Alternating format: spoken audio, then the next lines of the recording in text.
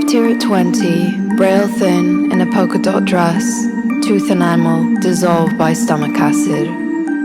I was banking on my high school sweetheart to be a source of love, an injection for a supply I'd been mercilessly cut off from. It didn't work. In the time we'd spent apart, he'd become a surfer up in San Luis Obispo and had developed a penchant for getting high at 5 in the morning. I spent my time with him mainly A. Not eating, B. Checking the status of my hip bones, and C. Hiding from his alpha roommates.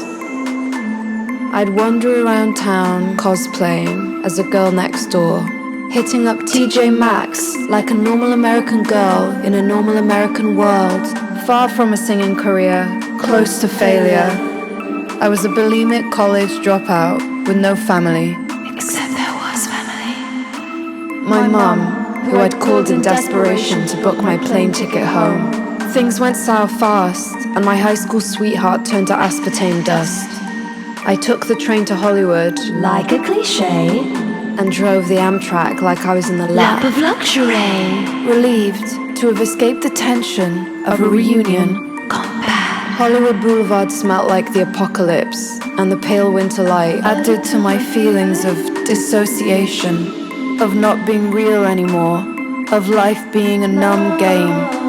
I could have died and not felt anything. I spent my days visiting emo stores on Melrose, dodging drug addicts on trains, and shopping at Forever 21.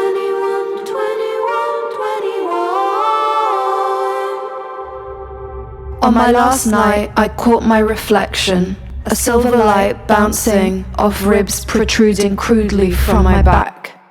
It was then that I realized the jig was up. My plan to be thin hadn't worked. I didn't make him love me. Years later, we met again at the Roosevelt Hotel, two old friends sharing the same soul connection we'd had in high school. He told me when he'd seen the Hollywood video he felt sick, because I'd achieved my dreams, because I wasn't a lunatic. And somehow, it healed a forgotten part of me. He was the only one I'd ever told about my dreams. I was no longer a victim. I had been redeemed. No longer a dropout, he had seen me succeed. And finally, I wasn't who I was at 17 anymore.